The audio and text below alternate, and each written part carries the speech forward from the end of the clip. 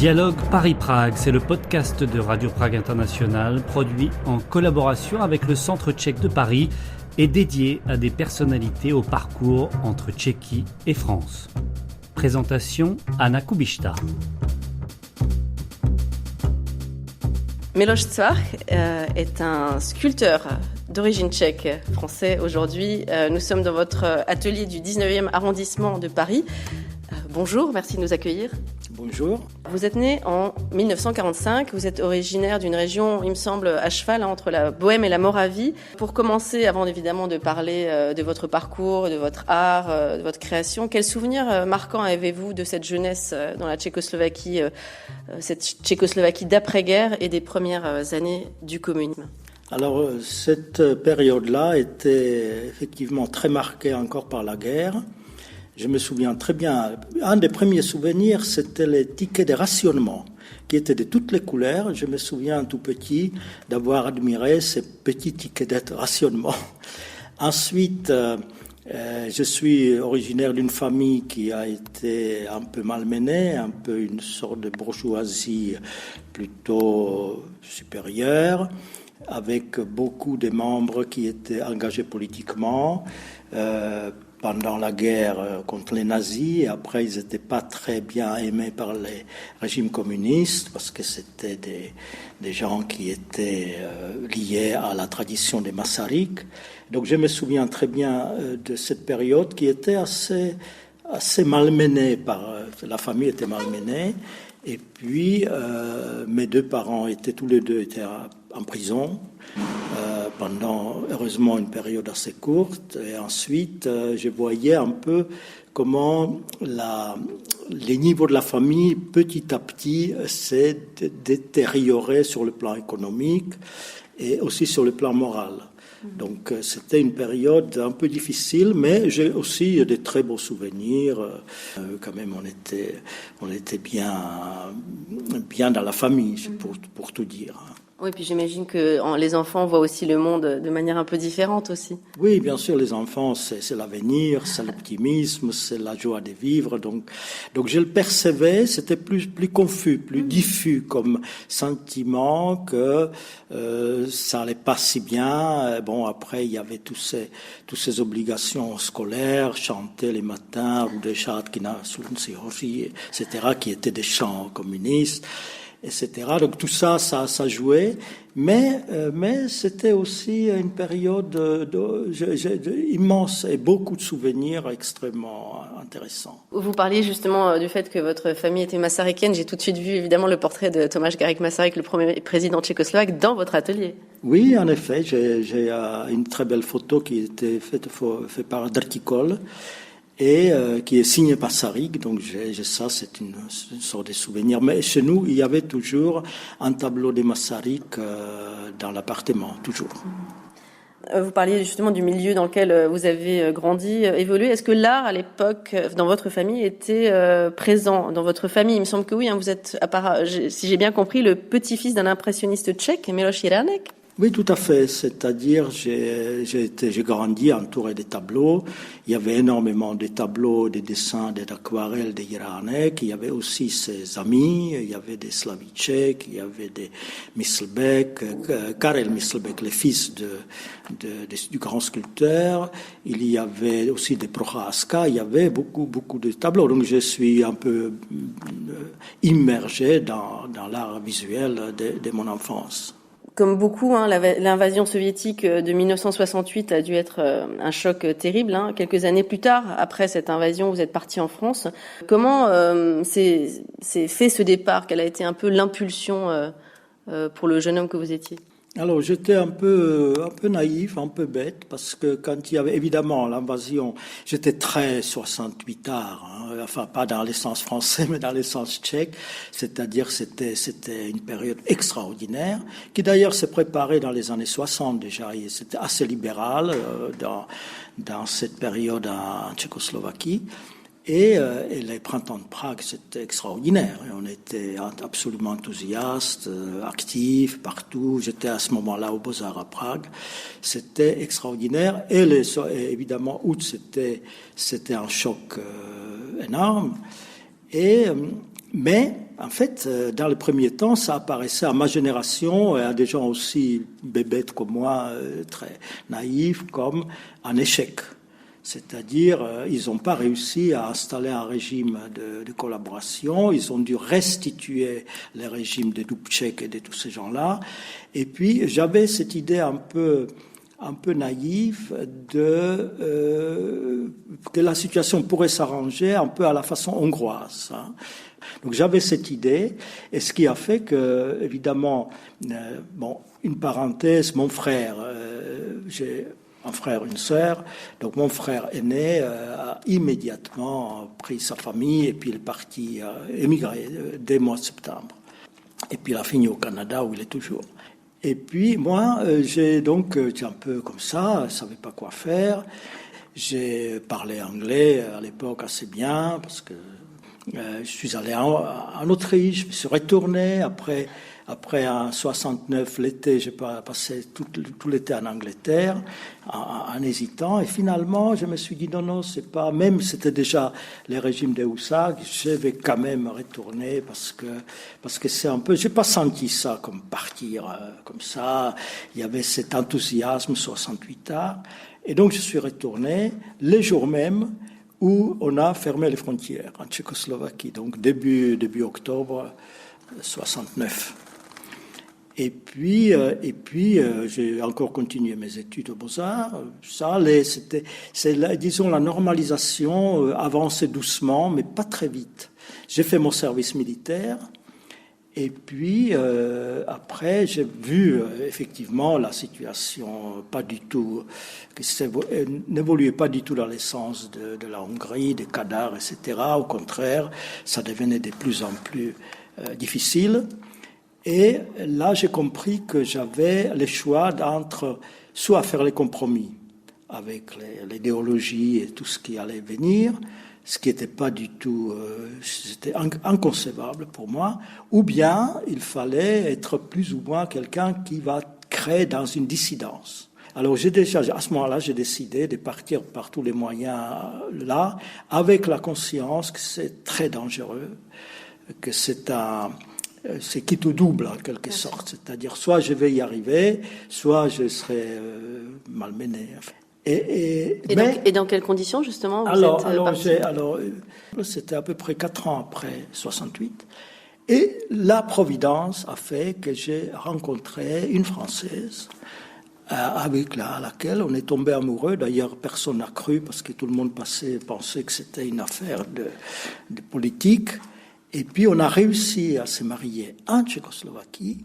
Et, miracle, 5 mois après, j'ai pu venir en France, légalement.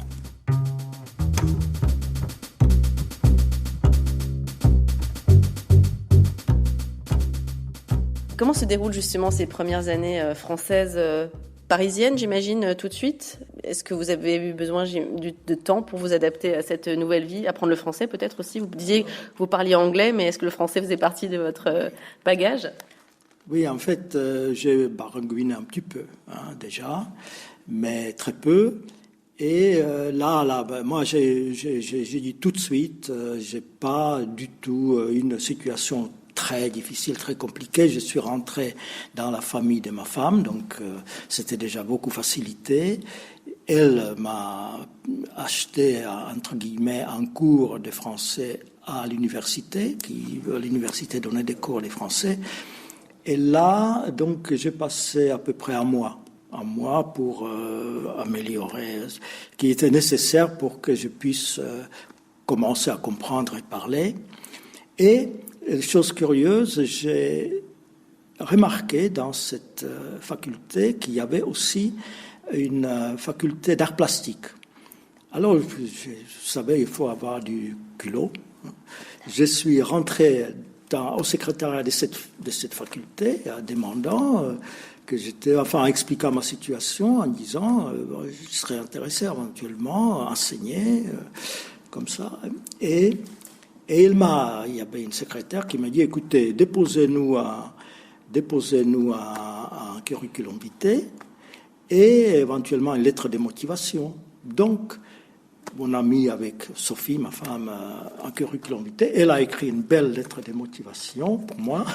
J'ai déposé, et puis silence.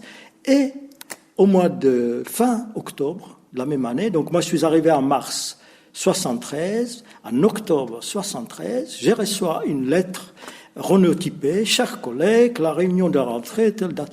Je suis allé complètement ahuri. Et effectivement, ils m'ont donné 3 heures de cours complémentaires à la fac d'art plastique qui était à l'époque toute nouvelle et ils cherchaient du monde. C'est comme ça que j'ai eu cette chance de pouvoir enseigner dès la première année de mon séjour en France. Donc sur ce plan-là, j'ai rentré dans la vie française, notamment universitaire, comme ça, comme on dit, les doigts dans les nez, hein, facilement. Par le fruit d'un très beau hasard aussi. Alors justement, ça c'est pour la partie en effet française. Et est-ce que à cette époque vous vous êtes rapproché de la communauté tchécoslovaque en exil à Paris, qui était quand même assez nombreuse? Oui, en fait, il y a 2 choses. La première, que je me suis jamais considéré comme exilé. C'était complètement absurde parce que j'étais exilé. Dans les premiers temps, je ne pouvais pas rentrer parce que je suis venu légalement en France, mais pour rendre visite à ma femme pour un mois. Et donc, évidemment, au bout d'un mois, je suis pas rentré, mais j'ai gardé les contacts avec les consulats en disant, écoutez, ma femme est tombée enceinte, je ne peux pas l'abandonner, pour le moment on ne peut pas encore, etc. Je voudrais me prolonger le séjour. Et en fait, on a maintenu une relation un petit peu ambiguë avec les autorités tchèques jusqu'au moment où le consul lui-même a dit « Mais pourquoi vous ne demandez pas les passeports d'émigration légaux puisque vous êtes mariés ?» Donc c'est lui qui m'a proposé, et effectivement je l'ai fait à ce moment-là, et au bout de quelques années, ça a duré assez longtemps, j'ai eu ce passeport. Donc en fait j'avais encore par rapport à tous les autres émigrés une situation privilégiée puisque j'ai obtenu ce passeport, j'ai payé 10 000 francs à l'époque, mais bon, j'ai réussi à mettre cette somme ensemble et puis j'ai payé. Donc j'avais cette situation privilégiée, donc j'étais pas vraiment complètement dans la même situation que les autres, d'une part. Et d'autre part, je n'ai pas nécessairement cherché les rapports aux Tchèques uniquement parce qu'ils étaient Tchèques. J'ai eu des relations avec des gens très divers, y compris les Tchèques. La première personne que j'ai connue, parce que quelqu'un me l'a présenté aux Beaux-Arts de Paris, Vladimir Škoda. Ensuite, très vite, on a eu aussi un autre avantage, parce qu'il y a quand même beaucoup d'avantages en France. Et on a été admis, donc tous les deux, avec ma femme Sophie, à la Cité internationale des arts, qui était un énorme aide. Et puis nous sommes finalement passés 6 ans à la Cité. Et là, il y avait un brassage, il y avait aussi des Tchèques et des étudiants et des gens, et c'est comme ça qu'on a connu un petit peu plus tard Roman Kameš. Par Škoda, j'ai connu Miloslav Moucha, Moucha. Et on a sympathisé. Moucha, il venait à l'atelier ici, il venait tous les 2 jours, il était là tout le temps, on discutait. Et puis il m'a fait connaître Jiří Kolář, et bien la Kolář, tu vois. Et ça, c'était quand même une connaissance précieuse parce que c'est quelqu'un qui a fait énormément pour la communauté tchèque sur le plan artistique.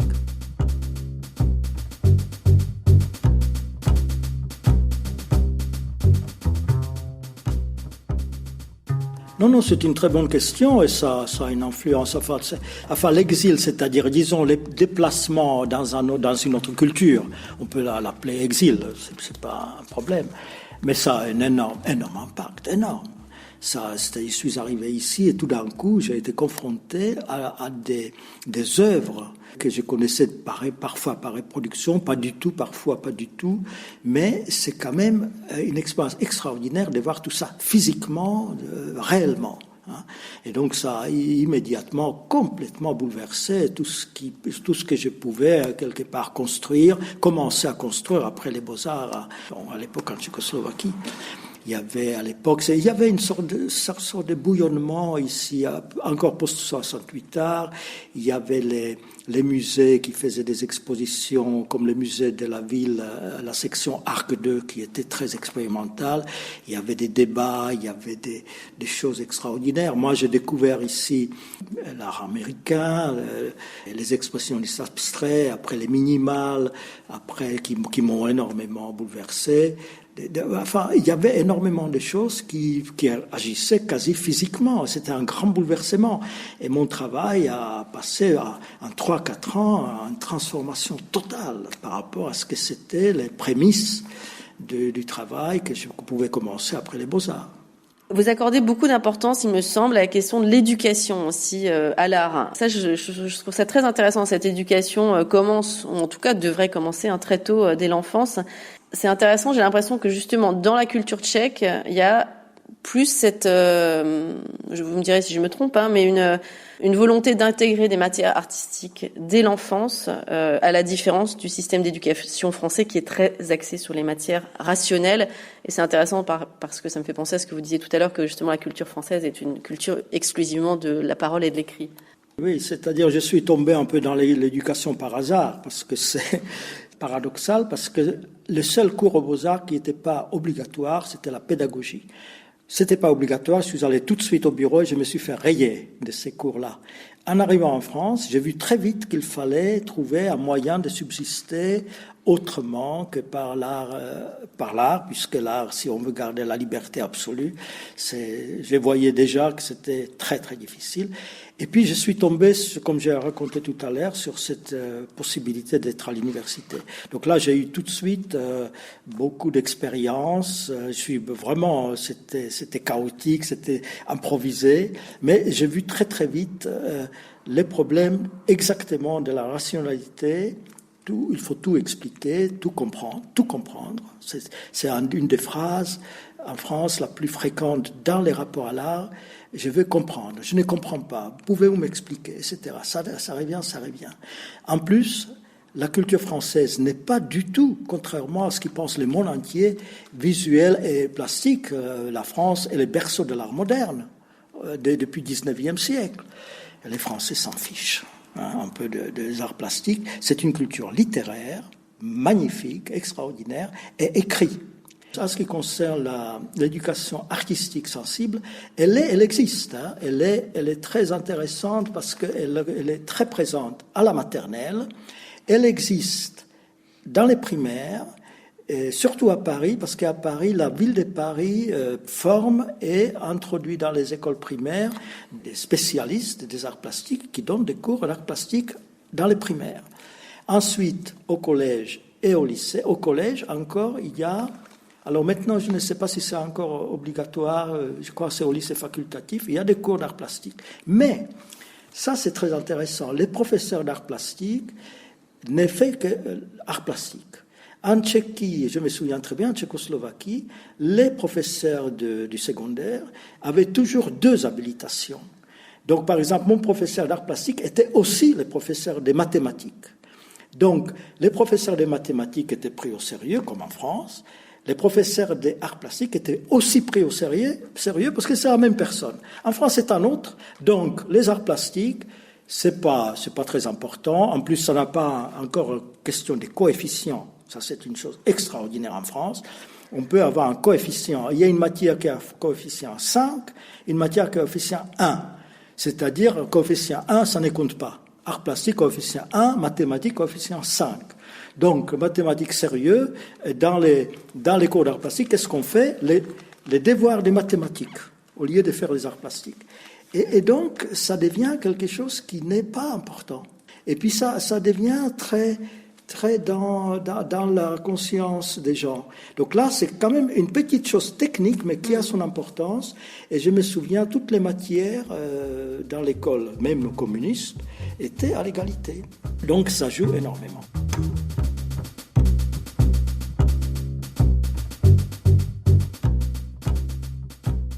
Parce que malheureusement, il va falloir qu'on se quitte tout doucement. J'aimerais peut-être revenir sur ces dimensions franco-tchèques qu'on a un petit peu évoquées. Et puisqu'on parlait justement de cette opposition, le côté plutôt rationnel en France, en Tchéquie, ce serait plus en République tchèque, on considère peut-être l'art un peu différemment. Selon vous, peut-être quels éléments de la culture tchèque justement mériteraient d'être davantage connus ou développés peut-être en France ?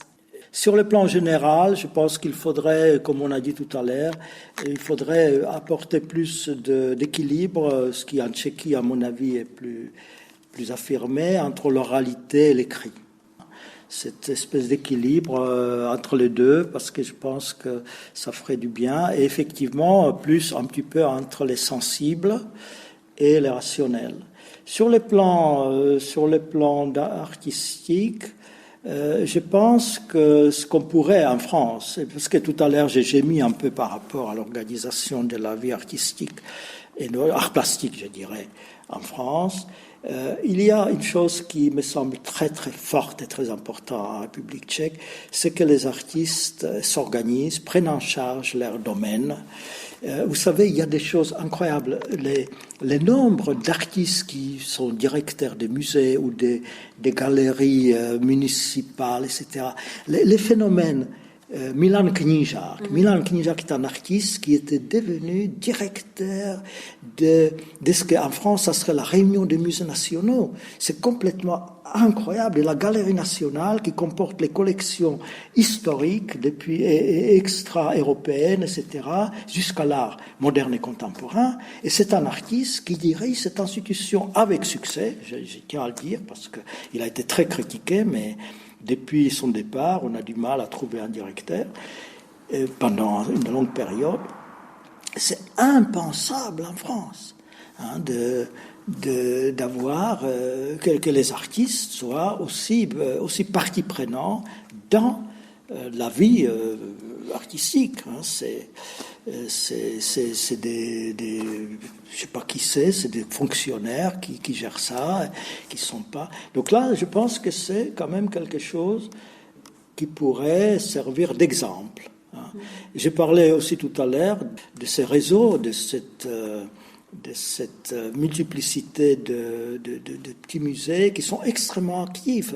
Ici, je reçois maintenant des invitations à une exposition d'art contemporain dans un musée en province. Ça commence en septembre et ça va jusqu'à mars. En République tchèque, il y aurait eu 5-6 expositions dans cette période, et même 2 ou 3 en même temps, au musée des Cheb, au musée de Roudnice, au musée n'importe où. C'est des petites villes qui, en France, ça serait quoi, nos gens les retrouvent? Ce qui est un musée où nos gens les retrouvent. Vous voyez, il y a quelque chose quand même extrêmement important, et qui, à mon avis, est toujours lié à cette tradition, que la culture, c'est important en République tchèque. Sinon, il n'y a pas les leçons à donner, mais je pense que c'est un exemple intéressant. Les Anglais diraient « food for thought ». Ça veut dire la matière à digérer et à... Ouais. Voilà. Merci beaucoup, Miloš Cvach. Merci à vous d'être venu et merci pour les questions. Dialogue Paris-Prague est un podcast de Radio Prague International produit en collaboration avec le Centre tchèque de Paris à l'occasion des présidences européennes assurées successivement par la France et la Tchéquie en cette année 2022.